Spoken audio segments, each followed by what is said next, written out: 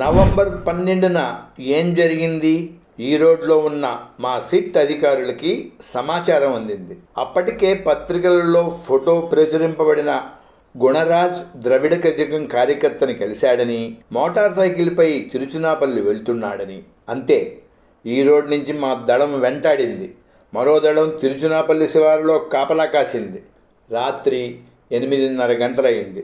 సుందర్ నగర్ దగ్గర గుణరాజ్ motor cycle దిగి తన మిత్రుడికి బై బై చెబుతుండగానే మా వాళ్ళు చుట్టుముట్టేశారు. గుణరాజ్ పెనుగులాడాడు. మా వాళ్ళు ఉడుంపట్టు పట్టారు. అతని జేబులోంచి 2 సైనైడ్ గొట్టాలు బయటకు లాగారు. గుణరాజ్ లొంగిపోయాడు. అప్పటికప్పుడే గుణరాజ్ను విచారించాలి. ఎక్కడా? దగ్గరలో రైల్వే భద్రతాదళం స్టేషన్కి తీసుకెళ్ళాం. ఒక పట్టాన్న గుణరాజ్ లొంగలేదు. జవాబు చెప్పేదాకా మేము ఊరుకోలేదు. మాకు వ్యవధి లేదు. ప్రతి నిమిషం విలువైంది. గుణరాజ్ విచారణ రేపటికి వాయిదా వేద్దాం అనుకోవడానికి వీల్లేదు. ప్రశ్నల మీద ప్రశ్నలు సంధించి గుణరాజ్ని ఉక్కిరి బిక్కిరి చేశాం. గుణరాజ్ దిగి రాకా తప్పలేదు, నిజం చెప్పకా తప్పలేదు. అవును సార్, నేను తిరుచి సంతన్ని కలవడానికే వచ్చాను. ఈ సుందర్ నగర్లోనే ఒక శ్రీలంక స్మగ్లర్ ఇంట్లో ఉన్నాడు. అక్కడికే వెడుతున్నాను. ఓకే, ఇది చాలు మాకు. అప్పటికే అర్ధరాత్రి దాటుతోంది. టైం పరిగెడుతోంది. ఒక్క సెకండ్ కూడా వృధా చేయడానికి వీల్లేదు. మాకున్న మనుషులు సరిపోరు. స్థానిక పోలీసుల మద్దతు కావాలి. అప్పటికప్పుడే స్థానిక ఇన్స్పెక్టర్ జనరల్ని లేపాం. ఆయన తన జిల్లా పోలీస్ సూపరింటెండెంట్ని లేపారు. అరగంటలో అందరం సమావేశమయ్యాం. ఒక సాయుధ పోలీసు దళంతో ఒక శ్రీలంక స్మగ్లర్ ఇంటి మీద దాడి చేయాలి. తిరుచి సంతన్ని అన్ని వేళలా అంటిపెట్టుకుని ఒక పిస్టల్, 2 గ్రెనేడ్లు ఉంటాయని గతంలో మాకు ఉన్న సమాచారం ఆధారంగా అన్ని ముందు జాగ్రత్త చర్యలతో రంగంలోకి దిగాలి. రాత్రి 1 గంట అవుతోంది. గుణరాజ్ సహాయంతో సుందర్ నగర్లోని శ్రీలంక స్మగ్లర్ ఇంటిని చుట్టుముట్టాం. ఎక్కువ కష్టపడకుండానే స్మగ్లర్ ఇంట్లోకి చొరబడ్డాం. వాడు కుటుంబంతో కలిసి కూర్చుని కబుర్లు చెప్పుకుంటున్నాడు. మేం దిడదీశాం. తిరుచి సంతన్ ఎక్కడ? సంతన్ ఎవరు సార్? బుకాయించాలని చూస్తున్నాడు. వెంటనే వాడిని నిర్బంధంలోకి తీసుకుని ఆర్పిఎఫ్ స్టేషన్కి లాక్కెళ్ళాం. అక్కడ ఎడా పెడా ప్రశ్నలు సంధించి విషయం రాబట్టాం. నిజమే సార్, సంతన్ మా ఇంటికి ఈ సాయంత్రం వచ్చాడు, కానీ వెంటనే వెళ్ళిపోయాడు. ఇంతకు మించి వాడి నుంచి ఏమీ రాబట్టలేకపోయాం. అప్పటికి రాత్రి 2 గంటలైంది. ఇంకా చేసేది ఏమీ లేదని స్థానిక డిఐజీ, ఎస్పీలు గుడ్ నైట్ చెప్పి వెళ్ళిపోయారు. ఒక్కసారిగా మమ్మల్ని నిరాశ చుట్టుముట్టింది. ఏమిటిది? కొండను తవ్వి ఎలుకను పట్టామా? సంతన్ దొరకడా? వసంతన్, గుణరాజ్ సమాచారం ప్రకారమే సంతన్ని వెంటాడుతూ వచ్చాం. చాలా దగ్గరకు వచ్చాం, కానీ ఇంతలోనే దూరమైపోతున్నామా? చిట్ట చివరి అస్త్రాన్ని స్మగ్లర్ మీద ప్రయోగించాం. చూడు, ఇప్పటి వరకు మా దృష్టిలో నువ్వు నేరస్తుడు కాదు. ఇప్పుడు నువ్వు సహకరించలేదనుకో, అయినా సంతన్ని పట్టుకుంటాం. కానీ అప్పుడు ఆ ఖ్యాతి అంతా గుణరాజుకే దక్కుతుంది. రాజీవ్ హత్య కేసులో నేరస్తుల్ని పట్టించిన వీరుడనిపించుకుంటాడు. నిజం దాచిపెట్టావని నీ మీద కేసు పెట్టి లోపల పడేస్తాం. నిజం చెప్పావా, ఆ మంచి పేరు నీకు వస్తుంది. అస్త్రం పనిచేసింది. శ్రీలంక స్మగ్లర్ నోరు విప్పాడు. సార్, ఈ సాయంత్రం వరకు సంతన్ నాతోనే ఉన్నాడు. అతను నాకు చిన్న కాగితం రాసిచ్చి దాన్ని సెబాస్టియన్కి ఇమ్మన్నాడు. సెబాస్టియన్ కూడా ఈ సుందర్ నగర్లోనే ఇంకో మూల ఉంటాడు. నేను తీసుకెళ్ళి ఇచ్చాను. సెబాస్టియన్ ఆ కాగితం చదివి ఎవరికో టెలిఫోన్ చేశాడు. ఫోన్ మాట్లాడాక నాతో చెప్పాడు. సంతన్ పని పూర్తయిందని చెప్పు అన్నాడు. నేను ఇంటికి తిరిగి వచ్చి సంతన్కి చెప్పాను. కాసేపటికే ఒక పెద్ద ఆయన నల్ల మోపిడి మీద వచ్చి సంతన్ని ఎక్కించుకుని వెళ్ళిపోయాడు. మళ్ళీ ఉత్సాహం పుంజుకుంది మాలో. ఆగ మేఘాల మీద సెబాస్టియన్ ఇంటి తలుపు తట్టాం. అప్పటికి తెల్లవారుజామున 3 గంటలైంది. సెబాస్టియన్ ఒక కరడు కట్టిన ద్రవిడ కజగం కార్యకర్త. అతను ఎల్టీటీకి ఎంత అనుకూలుడంటే, గతంలో ఎల్టీటీ నాయకుడైన ప్రభాకరన్ తల్లిదండ్రుల్ని తన దగ్గరే ఉంచుకుని చూసుకునేవాడు. అప్పటికప్పుడు నిమిషాల్లో సెబాస్టియన్ ఇల్లంతా గాలించాం. ఆ గాలింపులో వేలుపిళ్ళే ప్రభాకరన్ జన్మ ధృవీకరణ పత్రం, అతని భార్య తాలూకు మార్కుల జాబితా లభించాయి.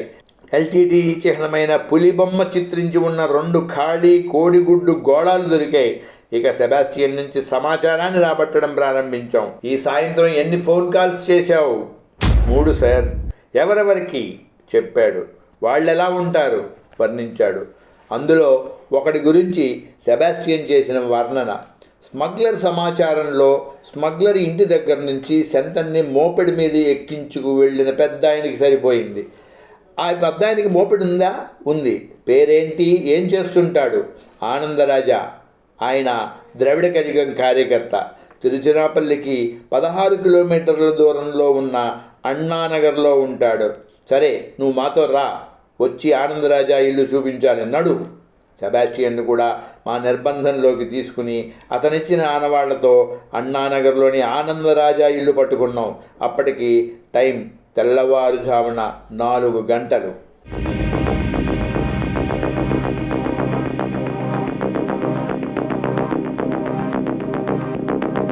చాలా విశాలమైన స్థలంలో 2 ఇళ్ళు నిర్మించి ఉన్నాయి. ఒక ఇల్లు ఇంకా ఖాళీగానే ఉంది. రెండో ఇల్లు మాత్రం చుట్టూ నిర్జనంగా ఉండి ఏకాంతంలో ఉన్నట్లుంది. ఆనందరాజా ఇంటి చుట్టూ ఒక ప్రహారీ గోడ ఉంది. ఒకవైపు గోడ మీద పెద్దక్షరాలతో ఒక నినాదం రాసి ఉంది. దేవుడంటూ ఎవరూ లేరు. ఇంటి ముందు ఇంకా పెద్ద అక్షరాలతో రాసి ఉంది. ఇది తమ్ముడు ప్రభాకరన్ గృహం. ప్రభాకరన్ ఫోటో, ద్రవిడ కజగం స్థాపకుడు ఈ రామస్వామి ఫోటో ఆ ఇంటి వరండాలో కనిపించాయి. ఇనుప తడిక వెనకాల గోడకి వేలాడుతున్నాయి. వరండా లైటు కాంతిలో ఆ ఫోటోలు కొట్టొచ్చినట్లు కనిపిస్తున్నాయి.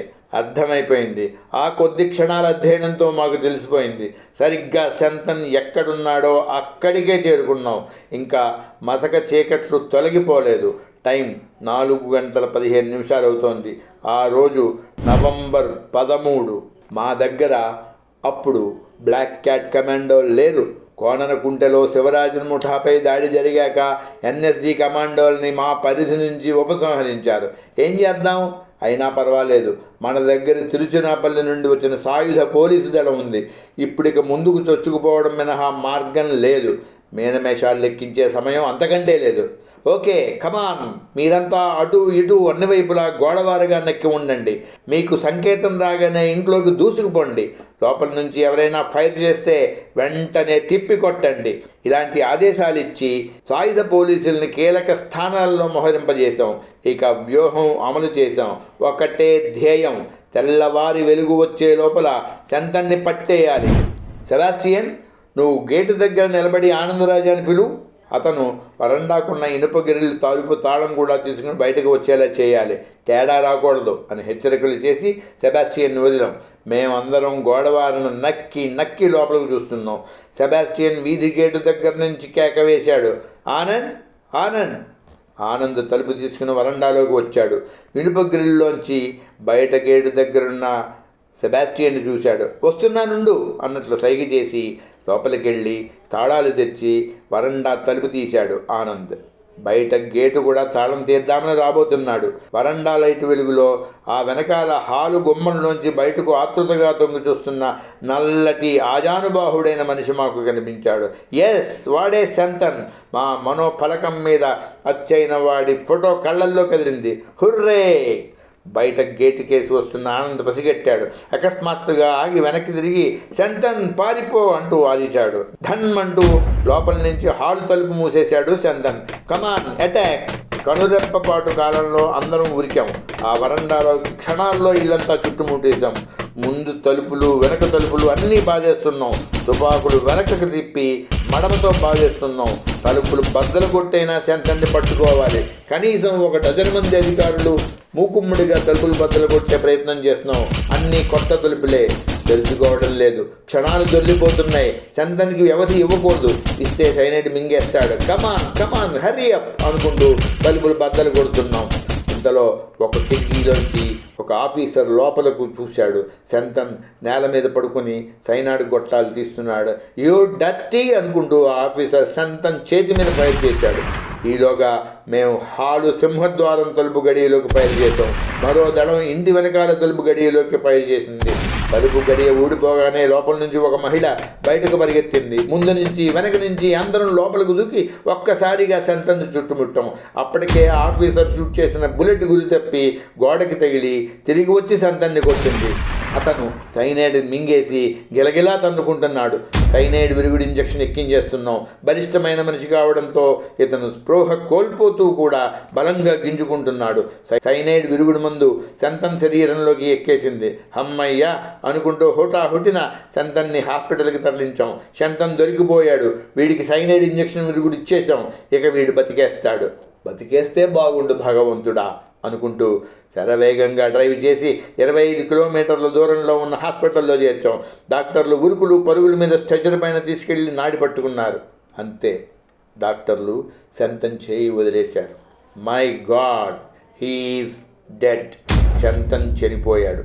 పొంగుతున్న మా ఉత్సాహం మీద ఒక్కసారిగా నీళ్లు కుమ్మరించినట్లయింది. ఎన్ఎస్జీ కమాండోలు మాతో ఉంటే మెరుపు దాడి చేసి పేలుడు పదార్థాలతో తలుపులు పేల్చేసి ఉండేవాళ్ళం కదా. వెనక తలుపుని ఒక్కసారిగా పేల్చేసి లోపలకు చొరబడి ఉంటే ఆ తలుపు అతని మీద పడి శంతన్ తప్పించుకునే అవకాశమే లేకుండా నిర్బంధించి ఉండేవాళ్ళం. ఆ ఇల్లు అంత చిన్నది. ఒకే హాలుకి ముందు వైపు ద్వారంలోంచి వెనక వైపు ద్వారంలోంచి ఒకేసారి చొచ్చుకుని పోయి ఉండేవాళ్ళం. అలాంటి మెరుపుదాడుల్లో ఎన్ఎస్జీ కమాండోలు చేయి తిరిగిన వాళ్ళు. మా దురదృష్టం, కోననుకుంటే దాడి తర్వాత ఇక అవసరం ఉండదనుకొని ఎన్ఎస్జీ కమాండోల్ని ఉపసంహరించారు. ఇలాంటి మెరుపుదాడులు చేయడంలో సిబిఐ అనుభవం సరిపోదు. ఎంత కష్టపడ్డాం, ఎన్ని రాత్రులు పగళ్ళు హంతకుల ముఠా కోసం వేటాడాం. శూన్యంలో పరిశోధన ప్రారంభించి ఒక్కటొక్కటిగా ఎన్ని ఆచూకీలు బయటికి లాగాం. 6 మాసాలుగా ఎన్ని వివాదాలు వ్యాఖ్యానాల మధ్య కోల్పోతున్న నైతిక స్థైర్యాన్ని ఎప్పటికప్పుడు కూడా తీసుకుంటూ నేరస్తుల్ని వెంటాడి ఇండియాలో ఈ హత్య కుట్రలో భాగస్వాములైన వాళ్ళని ఇంచుమించు అందరినీ గుర్తించగలిగాం. దురదృష్టం, వాళ్ళందరినీ సజీవంగా పట్టుకోవడం మాత్రం దుస్సాధ్యమైపోయింది. ఈ చివరి ఆపరేషన్లో శంతన్ని సజీవంగా పట్టుకోవడం విషయంలో ఎన్ఎస్జీ కమాండోలు లేని లోటు కొట్టొచ్చినట్లు కనబడుతోంది. ఏం చేయగలం?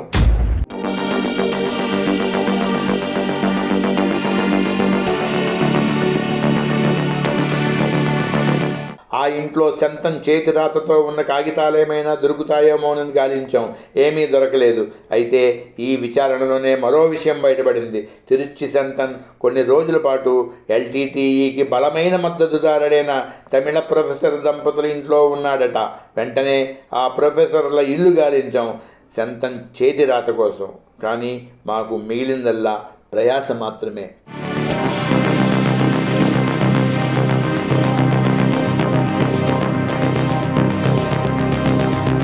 మరోసారి పత్రికలు మా మీదే విరుచుకుపడ్డాయి. శంతన్ని సజీవంగా పట్టుకుని ఉంటే మా నైతిక బలం హిమాలయాల స్థాయికి పెరిగి ఉండేది. అలా చేయలేకపోవడం మమ్మల్ని పత్రికల ఘాటు విమర్శలకి గురి చేసింది. శివరాజన్ ముఠా తర్వాత అత్యంత కీలకమైన సాక్ష్యం శంతన్. ఎల్టీటీఈ నాయకుడు ప్రభాకరంతో శంతన్కి ప్రత్యక్ష సంబంధాలున్నాయని మా విచారణలో అనేక సందర్భాల్లో వెల్లడైంది. పైగా ఇతను ఇరుంబురైతోనూ విక్కీతోనూ స్పష్టంగా చెప్పి ఉన్నాడు. శివరాజన్ని జాగ్రత్తగా కాపాడుకోవాలని నాకు పెద్దన్న ప్రభాకరం చెప్పాడు అని. ఈ విషయంతో పాటు ఒక ప్రముఖ నాయకుడిని హతమార్చాలని శంతన్కి ప్రభాకరం దగ్గర నుంచి స్పష్టమైన ఆదేశాలున్నాయని వేరొక నిందితుడు మాకు చెప్పిన విషయం కూడా సులభంగా నిర్దిష్టంగా నిర్ధారణ అయి ఉండేది. శంతన్ మాకు సజీవంగా దొరికి ఉంటే, అంటే రాజీవ్ గాంధీ హత్య కేసులో ఎల్టీటీఈ కుట్రకి ఒక ప్రత్యక్ష సాక్షి అయి ఉండేవాడు శంతన్. కానీ ఇప్పుడు అంతేకాదు, నీకు శంతన్ సహాయం చేస్తాడు అని జూన్ 19న శివరాజన్కి పొట్టుబొమ్మని ఇచ్చిన వైర్లెస్ సందేశానికి మరో సాక్ష్యాధారం లభించి ఉండేది. బోట్లో జాఫ్నాకి వెళ్తున్న ఇరుంబొరై దగ్గర మాకు లభించిన 2 లెటర్స్కి నిర్ధారణ లభించి ఉండేది. ఇండియాలో సాగుతున్న ఎల్టీటీఈ కార్యకలాపాల వివరాలు అత్యంత సమగ్రంగా మాకు లభించి ఉండేవి. ఎందుకంటే ఎల్టీటీఈకి సంబంధించిన ఇంటెలిజెన్స్ విభాగం సాగించే కార్యక్రమాలు తప్ప అన్ని రకాల ఇతర కార్యకలాపాలకు తిరుచి శంతనే బాధ్యుడు. ఆయుధాల తయారీ, జాఫ్నాకి రవాణా, పేలుడు పదార్థాలు, పెట్రోలు, డీజిల్, మందులు కొనుగోళ్లు, జాఫ్నాకి వాటి రవాణా, జాఫ్నా నుంచి వచ్చే గాయపడిన ఎల్టీటీఈ తీవ్రవాదులకు చికిత్స చేయించడం, ఎల్టీటీఈ అనుకూల సాహిత్యం ప్రచురణ, పంపిణీ, ఎల్టీటీఈ మద్దతుదారులను సానుభూతి పరులను గుర్తించి సంబంధాలు సాగిస్తూ ఉండడం వగైరా బాధ్యతలన్నీ శంతనే నిర్వహిస్తున్నాడు. పైగా ఇండియాలో ఎల్టీటీఈ అనుకూల శక్తుల వ్యక్తుల వివరాలు, రహస్య శిబిరాల వివరాలు కూడా అతని దగ్గరే ఉన్నాయి. తమిళనాడులో ఎల్టీటీఈ కోసం పనిచేస్తున్న ఒకప్పటి వాళ్ళ సైనికులు, శ్రీలంక తమిళులు వగైరా వివరాలు కూడా శంతన్కే తెలుసు. అందుకే శంతన్ సజీవంగా మాకు చిక్కకుండా తప్పించుకోవడం ఎల్టీటీకి అత్యంత ప్రధాన అంశం.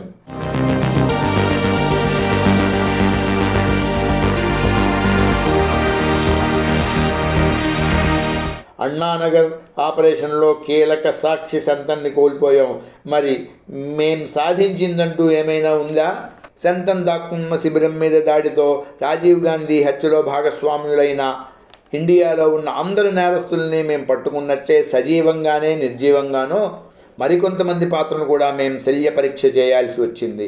అయితే తగినన్ని సాక్ష్యాధారాలు లేకపోవడంతో వాళ్ళందరినీ పరారీలో ఉన్న నిందితులుగా ముద్ర వేసి వదిలేశాం.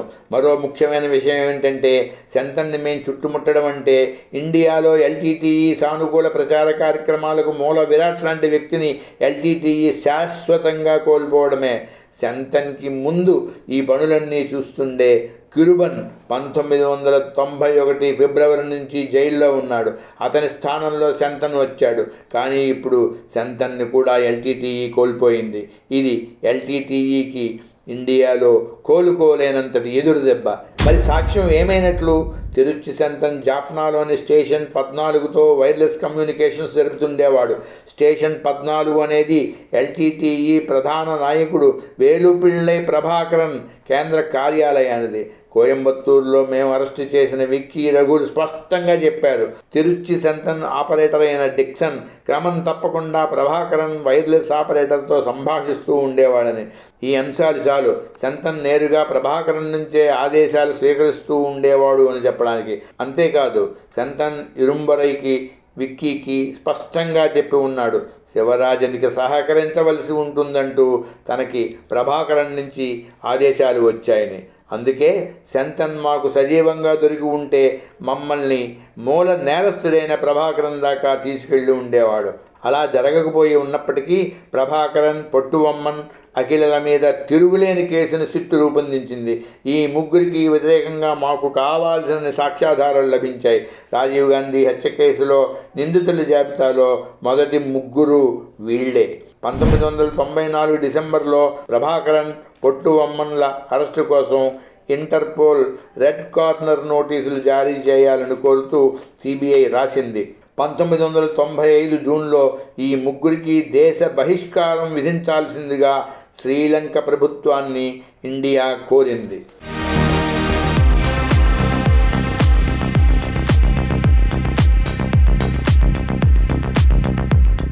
ఒక ముఖ్యమైన విషయం ఏమిటంటే ముద్దాయి అప్రూవర్గా మారి సాక్ష్యం చెబితే తప్ప ఇతర పరిస్థితుల్లో మాకు లభించిన లేదా మేము సేకరించగలిగిన సందర్భానుగత సాక్ష్యాధారాల మీద మాత్రమే ఆధారపడి కుట్రను నిరూపించాల్సి ఉంటుంది. అప్పుడు ఒక ప్రశ్న ఉదయించవచ్చు. శంతన్ బతికి ఉంటే కూడా అతను మాకు అనుకూలంగా అప్రూవర్గా మారి ప్రభాకరన్కి వ్యతిరేకంగా ఇతర నిందితుల సమక్షంలో కోర్టులో సాక్ష్యం చెప్పేవాడా? అసలు ఈ ప్రశ్నకి అవకాశమే లేదు. శంతన్ మాకు సజీవంగా పట్టుబడి ఉన్నా అతను అప్రూవర్గా మారడం అసంభవం. ఎందుకంటే రాజీవ్ హత్య కేసులో ఎల్టీటీఈకి వ్యతిరేకంగా ఎలాంటి సాక్ష్యం లేకుండా తుడిచిపెట్టేయడం కోసమే అతను కనీసం 25 మంది ఎల్టీటీఈ కార్యకర్తల్ని మాకు సజీవంగా దొరకకుండా సైనైడ్ మింగి ఆత్మహత్య చేసుకోమని ప్రోత్సహించాడు. శంతన్ మాకు సజీవంగా దొరికి ఉంటే అతని దగ్గర నేరం ఒప్పుదల స్టేట్మెంట్ని TADA అంటే terrorist and disruptive activities prevention act కింద ఎస్పీ లేదా ఇంకా పై స్థాయి అధికారి రికార్డు చేసి ఉండేవాడు. అప్పుడు అతని నేరం ఒప్పుదల వాంగ్మూలంలో ప్రతి అంశాన్ని నిర్ధారించే సాక్ష్యాధారాల్ని విడిగా మేము దాఖలు చేయాల్సి వచ్చేది. కానీ అప్పుడు ఈ కేసులో తిరుచి శంతన్ పాత్రను నిర్ధారించే అనేక సాక్ష్యాధారాలను మేము విడివిడిగా సేకరించగలిగాం. ఉదాహరణకి శంతన్కి పొట్టువమ్మన్ పంపిన వైర్లెస్ కమ్యూనికేషన్ తాలూకు డాక్యుమెంట్స్ చాలు శివరాజన్కి సహాయపడడానికి శంతన్ అంగీకరించాడు అని చెప్పడానికి. అలాగే జూన్ 22న చెన్నైలోని ఓ సింహళ తమిళ ఇంజనీరింగ్లో తిరుచి సెంతన్ శివరాజన్ ప్రతినిధుల సమావేశం విషయం ఆ ప్రతినిధుల్ని ఆ ఇంటికి చేర్చిన వార్తాహరుల విచారణలో నిర్ధారణ అయింది.